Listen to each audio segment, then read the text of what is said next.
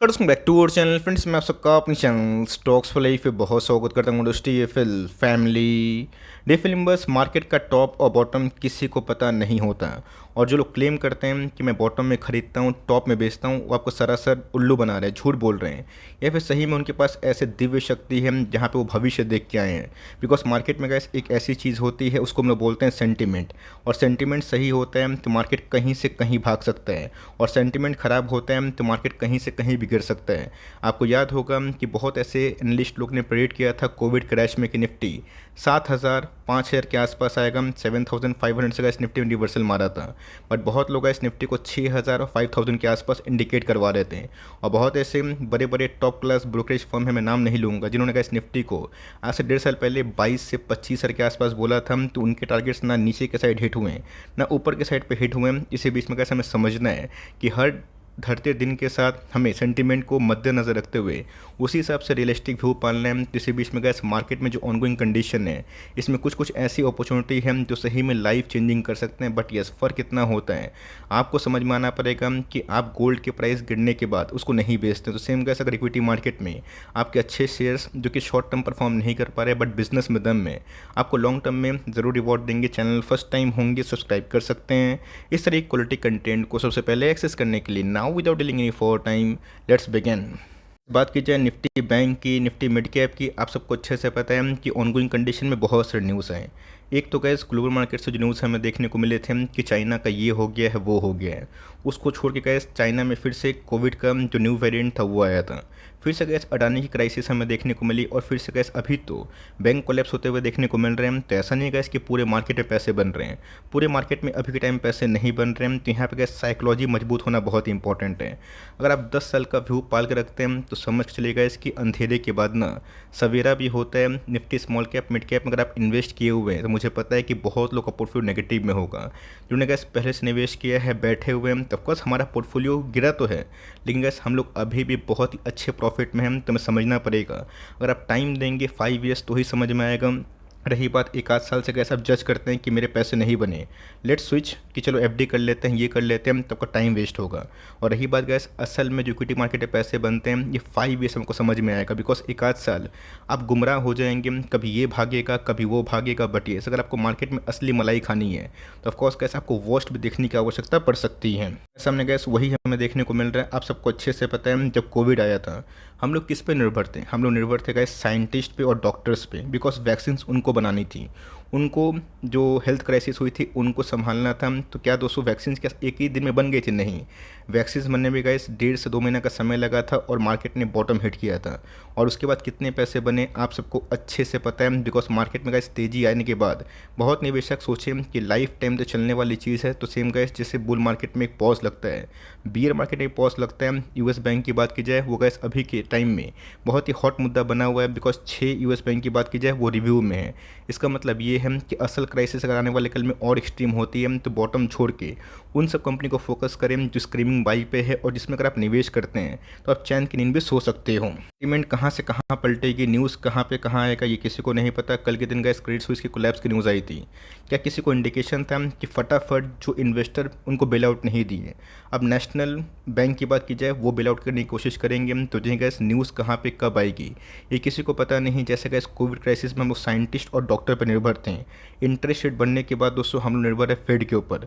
अब फेड क्या चाहता है, कितना चाहता है, कब चाहता है, ये तो गैस उनको पता होगा। बट इसी बीच में अगर आप एक डिसिप्लिन इन्वेस्टर हैं जो गैस एफएनओ में ट्रेड नहीं करना जानता है और नहीं करता भी, बिकॉज एफएनओ की बात की जाए आपको अच्छे से पता है कि सेबी ने क्या बोला कि 10 में से 9 जो ट्रेडर हैं वो लॉस में हैं। तो पैसे कहाँ बन रहे हैं? पैसे गैस कैश मार्केट में बनते हैं जनरली। अगर आप लॉन्ग टर्म इन्वेस्टमेंट करते हैं, अगर आप स्विंग करते हैं 10-15% कैश में उठाएं, मतलब कैश में मैं ट्रेडिंग की बात बोल रहा हूँ, और उसको 15 दिन के बाद महीना भर बेचते हैं, तो वो अपने आप में ही एक अच्छी डेवलपमेंट मानी जाती है। बट येस, लॉन्ग टर्म में गैस अगर आप ख़राब कंडीशन को देख के बस बने रहते हैं तो पैसे उसी में बनते हैं।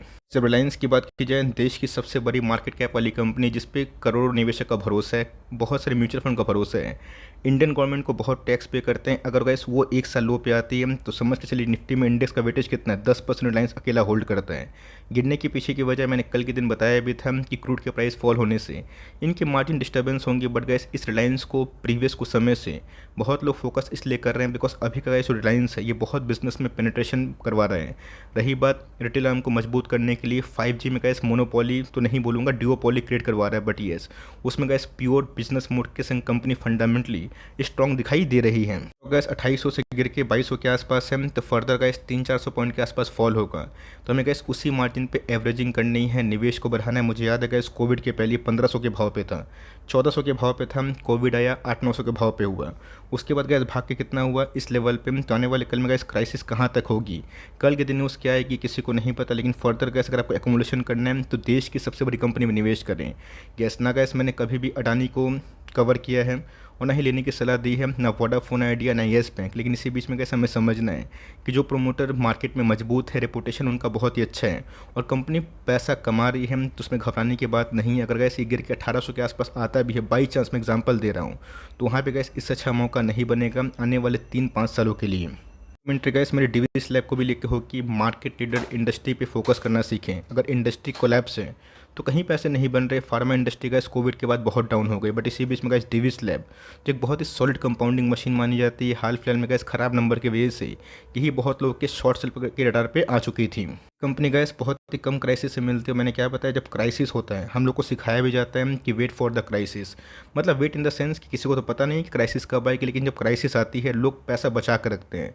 अब उसी बीच में गैस कभी कभी ऐसा होता है कि आपको मान के चलिए 10 स्टॉक खरीदने की ताकत है, तो एक झटके में गैस 10 स्टॉक मत खरीदिए, 2 स्टॉक 3 स्टॉक, अगर मौका निकलता भी है तो मौका मिलेगा।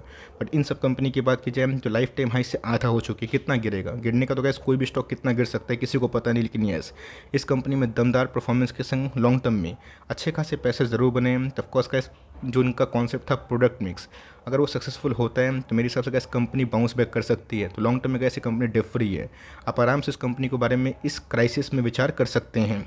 कंपनी की बात की जाए बजाज फाइनेंस लिमिटेड, जी हाँ गैस मैं देख रहा हूँ कि बहुत लोग जो क्रेडिट स्विस में इशू हुआ इसको लेके काफ़ी नर्वस हैं। ध्यान रखिएगा दोस्तों, क्रेडिट स्विस तो आज कोलैप्स हुआ, लेकिन बहुत लोगों को पहले से पता था, इसीलिए गैस उनका शेयर अगर आप जाकर देखें तो ये रिसेंट फॉल के पहले 95% डाउन था, 90% डाउन था। इससे गैस आप इंडियन बैंक और एनबीएफसी को जज नहीं कर सकते। प्रॉफिटेबिलिटी की बात की जाए लाइफ टाइम हाई पे है। रही बात एनपीए की तो लाइफ टाइम लो पे है। येस इंटरेस्ट रेट बढ़ने से इनके बिजनेस में स्लो डाउन तो होगा, बट मेरे हिसाब से गैस इस कंपनी ने क्राइसिस देखी है और इस कंपनी ने गैस क्राइसिस के बाद बहुत पैसे हमेशा बनाए हैं। बनेंगे, तेज़ी से बनते हैं, गिरते हैं तो मार्केट में नर्वसनेस होती है। बट ध्यान रखिएगा अगर आपको बहुत पैनिक हो रहा है आप पोर्टफोलियो चेक करना शॉर्ट टर्म के लिए बंद कर सकते हैं, बट लॉन्ग टर्म में गैस अच्छी कंपनी जो लीडर है उस पर अगर आप भरोसा नहीं करेंगे तो पैसे बनने की संभावना कम होती है और लोग लॉस में बेचते हैं और भागते हैं। तो ये गैस उल्टा मत करिए। मैं देखता हूँ कि बढ़ते हुए प्राइस में लोग और निवेश करते हैं और घटते हुए प्राइस में लोग निकलने की बात करते हैं। अगर आप इन्वेस्टमेंट नहीं करना चाहते हैं तो मत करिए, कोई दिक्कत वाली बात नहीं, बट कोई कंपनी को अभी के टाइम में इस भाव पे तो बेचने का इसमें एकदम सलाह आपको नहीं दूंगा।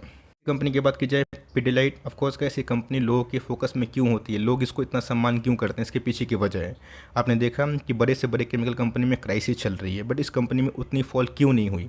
2800 से ऑफ कोर्स फॉल तो हुई है, बट उतना फॉल गया जितना छोटी मोटी कंपनी गिर रही है, ये कंपनी उतना क्यों नहीं गिर रही। मुझसे पूछते हैं कि सर 3-4 क्वार्टर में तो मैंने नंबर्स देखे, नंबर्स उतने अच्छे नहीं आ रहे, 300-400 करोड़ के आसपास ही प्रॉफिट करती है और मार्केट कैप देख लीजिए 1 लाख करोड़ के आसपास। तो ध्यान रखिएगा दोस्तों, इनके प्रोडक्ट को आप जाके चेक करें, इनके प्रोडक्ट क्या होते हैं, एडहेसिव होते हैं, फेविकॉल होते हैं और लाइक फेविक्विक होते हैं। इनका गैस मोनोपोली है। और रही बात कंपनी मार्जिन अच्छा पेश नहीं करी, लेकिन क्रूड के प्राइस गिरने से गैस इनको सीधा इम्पैक्ट होगा। तो मेरे हिसाब से गैस इस क्राइसिस में अगर आप अच्छी कंपनी को होल्ड करते हैं, निवेश करते हैं, तो पैसे गैस बनेंगे, भले वो थोड़ा सा लेट बने, बट आपके पैसे सुरक्षित ज़रूर रह सकते हैं। उससे एक और केमिकल कंपनी है जिनके नंबर्स बहुत ही शानदार होने के बावजूद भी वो कंपनी अभी के टाइम बिल्कुल परफॉर्म नहीं कर पा रही है। आपको याद भी होगा नंबर्स के बाद गैस इस कंपनी में 9% के आसपास उछाल हुई थी, 3200 के आसपास गया था, 3400 के आसपास जाने की कोशिश कर रहा था, बट खराब सेंटीमेंट होने की वजह से फिर से गैस जो पॉइंट्स हैं उस वहाँ होते हुए दिखाई दे रहे हैं। गैस मैंने आपको एनएससी पे चार्ट दिखाया जहाँ पे आपको 3945% के आसपास रिटर्न्स बनते हुए देखने को मिल रहे हैं। आप जाइएगा इस बीएससी में पीआई इंडस्ट्रीज़ को चेक करें जो अपने आप में एग्रोकेमिकल की सबसे किंग मानी जाने वाली कंपनी है, 2 लाख% से ऊपर पैसे बनते हुए दिखाई पड़ेंगे। तो कंपनी का इस लास्ट 1.5 साल से परफॉर्मेंस तो अच्छा दे रही है, बट चल नहीं रही है, तो हम लोग कुछ नहीं कर सकते हैं। इन सब कंपनी में कैसा अगर आपको फेथ है, जो कि मुझे तो है, आप इस कंपनी में निवेश करने का और लॉन्ग टर्म अवधि पे कंटिन्यू करने का फैसला कर सकते हैं। और चुनते भी हैं तो टाइम लेके चुनिएगा, अगर पैसे नहीं बन रहे तो किसी के नहीं बन रहे हैं। और इक्विटी मार्केट में कैसे पैसे बनेंगे आज नहीं तो कल, इस बात को आप समझ के चलिए, बिकॉज इंडिया का इकोनॉमी अच्छा खासा ग्रोथ पाथ पे है, तो कंपनी फंडामेंटली अच्छी और नंबर्स के दम पे गैस इस कंपनी को बेचना मैं बिल्कुल भी आपको एडवाइस नहीं दूंगा। दोस्तों पॉलीकैब इंडिया भी है। आप पूछेंगे सर पॉलीकैब में उतना डिस्काउंट नहीं है फिर भी आप इसको कवर क्यों कर रहे हैं। तो भले गैस उतना डिस्काउंट नहीं है बट इतना गिरा भी नहीं है। ख़राब क्राइसिस में भी gas company all time high लगा चुकी थी और उसके आसपास ही है नंबर्स गैस बहुत ही क्वालिटी वाले हमें देखने को मिले थे।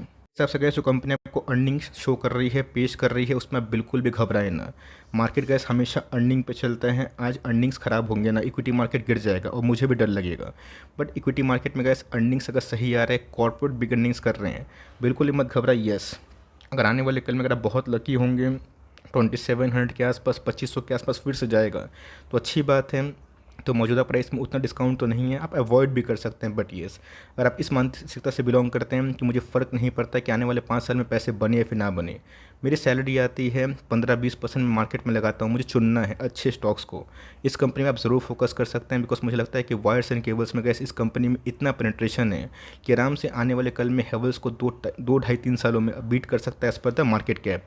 दोस्तों बात की जाए एप्पल इंडिया की, थोड़ी रिस्क कंपनी है। रिस्क अगर अफोर्ड कर सकते हैं तो ऑफकोर्स इस प्राइस में गाइस मैं आपको बोलूँगा कि आप चाहें तो एकुमुलेशन आराम से कर सकते हैं, एवरेजिंग करने का ये प्लान कर सकते हैं। स्प्लिट से पहले की हालत की बात की जाए तो 4000 के आसपास था तब स्प्लिट अनाउंस हुआ था।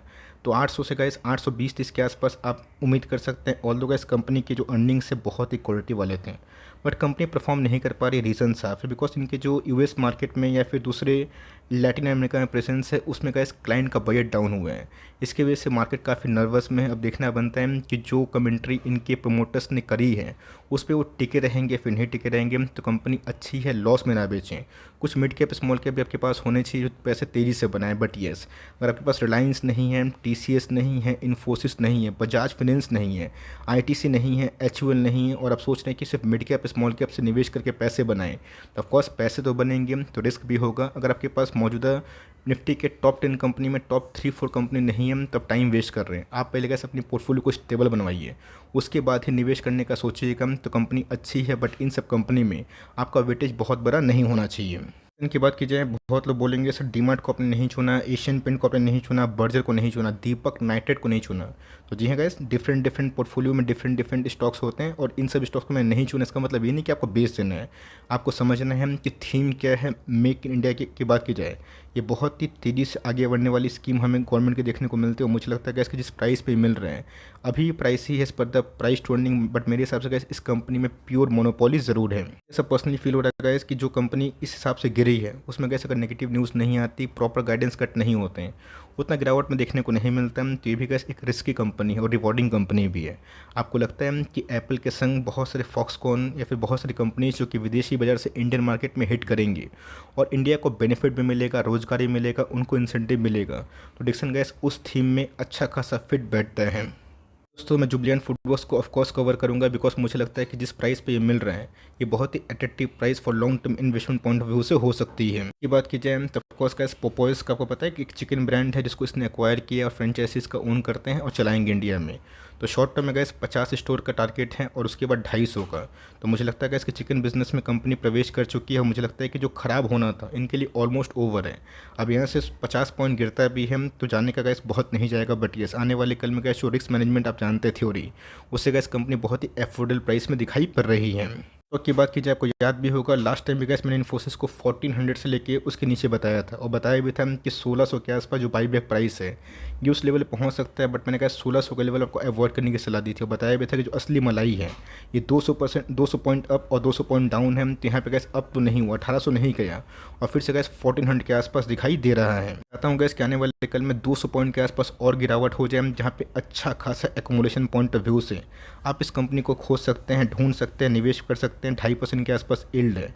और इन्फोसिस की बात की जाए कितना हद तक गैस कंपनी अच्छा मार्जिन पेश करती है और बहुत ही कॉर्पोरेट गवर्नेंस का सुंदर इन्वायरमेंट हमें दिखाई पड़ता है। तो आप पूछेंगे कि सर आपने इसको नहीं लिया उसको नहीं लिया। तो जी गैस 10 स्टॉक को मैंने बताया ना जिसमें अभी के टाइम में लॉन्ग टर्म में अच्छा खासा वैल्यू दिखाई पड़ रहा है।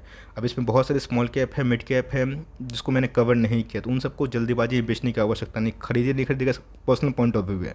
बट मुझे लगता है कि लॉन्ग टर्म ऐसी कंपनी में अगर आप बने रहेंगे तो मार्केट में जब तेज़ी होगी, निफ्टी जब 20, 22, 25, 30 का होगा आपको यही सब स्टॉक बहुत महंगे मिलेंगे। तो इन 10 में से कौन कौन से स्टॉक आप होल्ड करते हैं कमेंट बॉक्स में ड्रॉप करना ना भूलिए। तो कैसे मिलते हैं जल्दी ही, तब तक के लिए bye. Thanks for listening friends, God bless you all.